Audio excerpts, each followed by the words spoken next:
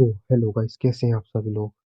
यदि आपने लाइक और सब्सक्राइब नहीं किया है तो जल्दी से जाकर लाइक और सब्सक्राइब करिए। और यार, मोटिवेशन मिलता है, तुम लाइक और सब्सक्राइब करते हो तो मजा आ जाएगा। जल्दी जल्दी जाकर करो। अपन फोकस करते हैं अपनी स्टोरी के ऊपर। एपिसोड 77। क्या यह कबीला ए वर्थ है। जब वीर ने देखा कि वे सभी रुक गए हैं तो उसने राहत की सांस ली। उसे पता था कि ताबीज गुरु की पहचान के साथ ये पहरेदार उस पर हमला नहीं करेंगे।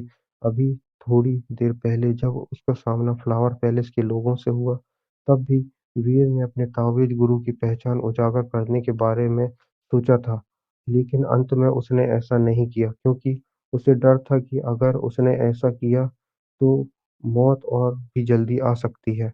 जब पहरेदारों ने वीर के हाथ में वह निशान देखा तो उसमें से जो नेता सा लग रहा था, उसने गंभीर स्वर में कहा, क्या आप एक ताबीज गुरु हैं। वीर ने सिर हिलाया। नेता ने वीर को प्रणाम किया और कहा, मैं अपने साउथ ईस्ट शहर में जो कुछ किया है उसकी रिपोर्ट मैं एक ताबीज गुरु संघ को दूंगा। कृपया अपना नाम और पता दर्ज कराएं। वीर ग्रेट चार ताबीज गुरु, वीर ने उदासीन स्वर में कहा। उसे पता था यही नियम है। अगर वह छिपाता या इनकार करता तो इन लोगों को उसे गिरफ्तार करने का अधिकार था। नेता ने मुट्ठी बांधकर वीर को प्रणाम किया, फिर पीछे मुड़कर मुट्ठी बांधकर चिल्लाया, सब लोग वापस लौटो। ग्रैंड सिंह साम्राज्य में ताबीज गुरुओं की हैसियत यहाँ तक कि कुलीनों से भी ऊंची होती है। कई उपाधियां प्राप्त कुलीनों को भी ताबीज गुरुओं के सामने झुकना पड़ता है। इसलिए जब यह स्पष्ट हो गया कि लियू कबीले और शहर के गवर्नर का संहार करने वाला एक ताबीज गुरु है, तो यह मामला उसके अधिकार क्षेत्र से बाहर हो गया। ऊपर से अधिकारी सीधे ताबीज गुरु संघ से संपर्क करेंगे। आदेश सुनते ही सभी बिना किसी हिचकिचाए मुड़ गए और कुछ ही सांसों में रात के अंधेरे में गायब हो गए। उसने जाने के बाद वीर से अपने हाथ में मौजूद ताबीज गुरु के निशान को देखा और धीमे स्वर में कहा, यह सच में एक जबरदस्त चीज है। यह कहते ही उसका शरीर चमका और वह भी रात के अंधेरे में गायब हो गया। उसी पत्थर के घर में जहाँ पहले महंत रूद और मायरा छिपे थे, राधा मांझी और काला आमने सामने बैठे थे। पत्थर की मेज पर टिमटिमाती हुई मोमबत्ती को देखते हुए राधा ने धीमे स्वर में कहा, भैया, क्या लगता है क्या वीर ठीक होगा। मांझी गंभीर स्वर में कहा, छोटी राधा, अब हमारे लिए रुकना ठीक नहीं है। हम हमें जितनी जल्दी हो सके यहाँ से निकल जाना चाहिए। सबसे अच्छा यह होगा कि हम तुरंत शहर छोड़ दें और फिर यहाँ ना दिखें।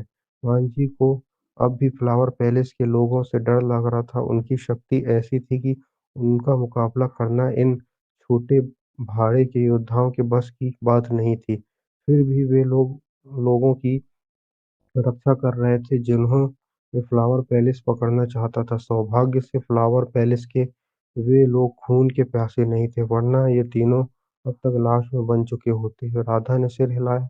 भैया, थोड़ा और इंतजार करते हैं। अगर वीर ठीक होगा तो वह जरूर हमें ढूंढने आएगा। राधा की जिद देखकर मांझी ने आह भरी।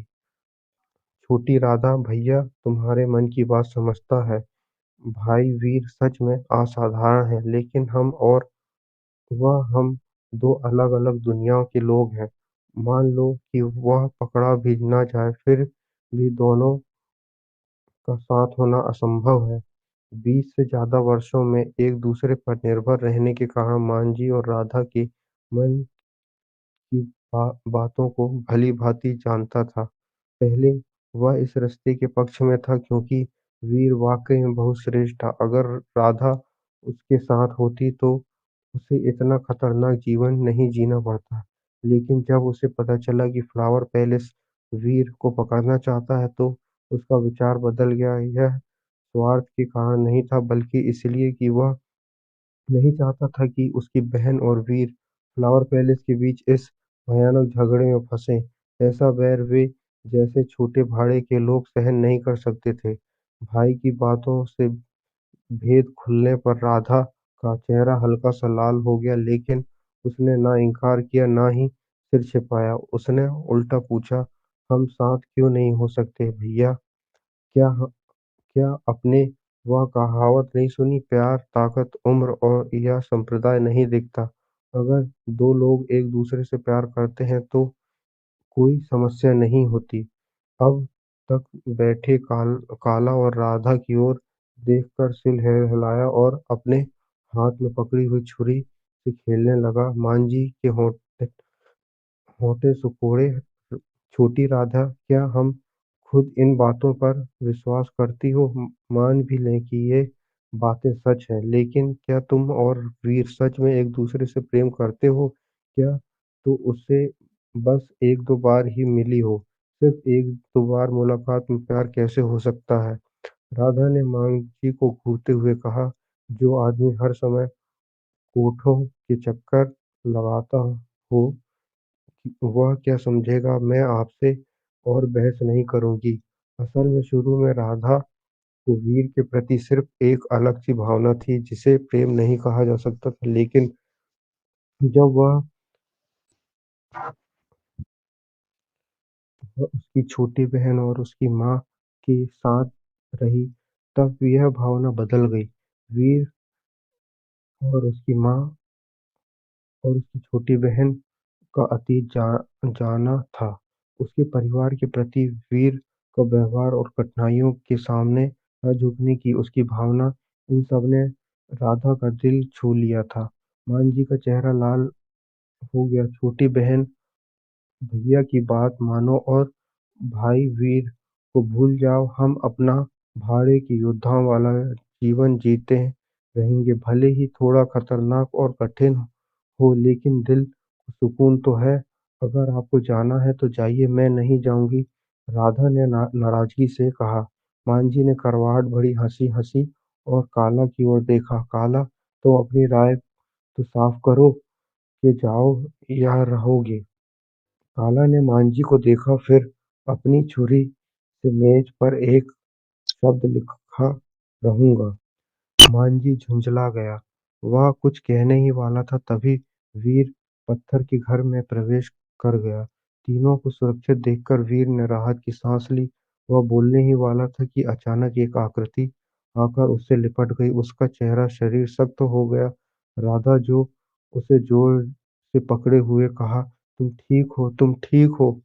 वीर ने उसे हल्के से अलग किया। जब उसने राधा के आंसुओं से भरा चेहरा देखा तो उसका दिल पिघल गया। उसने हाथ बढ़ाकर उसके आंसुओं को पोंछा और कहा, राधा दीदी, धन्यवाद। फिर उसने पास खड़े मांझी और काला की ओर देखा। धन्यवाद भाई मांझी और भाई काला, मेरी माँ और बहन की रक्षा करने के लिए धन्यवाद। मांझी मुस्कुराया, भाई वीर, इसकी जरूरत नहीं है। अगर तुम न होते तो हम तीनों शायद मर चुके होते। ऊपर से तुमने तो हमें मेहनताना भी दिया। फिर भी आज रात जो लोग आए थे, वीर ने सिर हिलाकर उसे रोक दिया, मैं समझता हूँ वे लोग ऐसे नहीं थे जिनका तुम सामना कर सकते हो। मैं किसी को दोष नहीं देता। आज जो तुम लोगों से मिलने आया था, वह कहते हुए वीर ने ब्लड हैंड की स्पेशल रिंग से एक कृपाण और एक खंजर निकाला। ये दोनों उच्च स्तरीय पीले दर्जे के डार्क ट्रेजर हैं। इस दौरान मेरी माँ और बहन की रक्षा करने के बदले यह मेरी ओर से धन्यवाद का एक मुआवजा है। मांझी ने जल्दी से हाथ हिलाया, भाई वीर, ऐसा मत कहो। आ- आपने उस दिन जो डार्क ट्रेजर और सोना दिया था, वह हमारी मेहनताना से कहीं अधिक ज्यादा था। हम ऊपर से आपकी माँ और बहन की पूरी तरह से रक्षा भी नहीं कर पाए। हम इ- इन्हें कैसे ले सकते हैं? काला भी सिर हिलाकर सहमति जताई। वीर ने उन्हें मेज पर रख दिया। इनकार मत करो, यह मेरी सच्ची भावना है। मेरे लिए यह साधारण है, लेकिन तुम्हारे लिए ये ताकत बढ़ाने वाले खजाने हैं। मांझी तभी हिचकिचा रहा था कि राधा ने कहा, भैया ले लीजिए। दोनों ने एक दूसरे की ओर देखा, फिर खजाना उठा लिए। मांझी ने मुट्ठी बांधकर कहा, धन्यवाद भाई वीर। काला ने भी धन्यवाद से मुट्ठी बांधी। खजाने को लेने के बाद मांझी और काला ने एक दूसरे की ओर देखा और समझदारी से घर के बाहर चले गए। वीर और राधा और को अकेला छोड़ते हुए। उनके जाने के बाद राधा ने वीर से पूछा, जो मैंने अभी कहा, क्या तुमने सब सुना? वीर पहले चौंका, फिर बोला, राधा दीदी, आपका मतलब? राधा चुप रही, फिर बिना पलक झपकाए उसे देखती रही। कुछ देर बाद वीर ने हार मान ली और सिर हिला दिया। असल में जब वह घर के बाहर पहुंचा था, तब उसने मांझी और राधा को समझाते हुए सुन लिया था। किसी असहजता से बचने के लिए वह अंदर नहीं आया और थोड़ी देर बाद ही सुनता रहा। उसे सच में हैरानी हुई कि उसके सामने खड़ी यह आकर्षक और सुंदर स्त्री उसके प्रेम में लगी है, लेकिन उसके मन में कोई और विचार नहीं आया। उसकी सबसे बड़ी इच्छा अभी बस अपनी शक्ति बढ़ाना और अपनी माँ को बचाना था। वीर ने सिर हिलाने पर राधा का चेहरा लाल हो गया, उसकी नजरें फेर ली। कुछ देर बाद माहौल अजीब सा हो गया। काफी देर बाद वीर ने हिचकिचाते हुए एक स्क्रॉल और जियांग युआन से जीती हुई क्रिम्सन रेड तलवार निकाली और राधा की ओर बढ़ाई। राधा दीदी, यह पीले दर्जे की गतिशील तकनीक और एक निम्न स्तरीय रहस्यमयी दर्जे की तलवार है। यह तुम्हारे लिए। क्यों? राधा ने पूछा। वीर ने सिर हिलाया।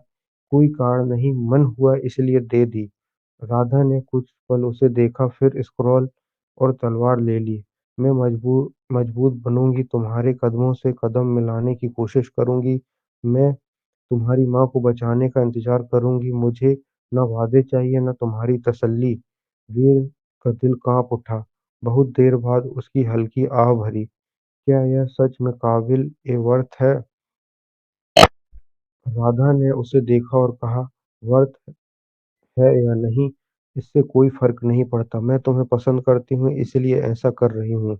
1 घंटे बाद वीर चला गया। उसके जाने की दिशा को देखते हुए राधा ने अपने दाहिने हाथ की अंगुली में पहनी हुई काली अंगूठी को बार-बार सहलाया। वह अंगूठी वीर ने उसे जाते समय दी थी। उसमें सिर्फ वही तकनीक और तलवार नहीं थी, बल्कि 1000 से अधिक ऊर्जा पत्थर भी थे।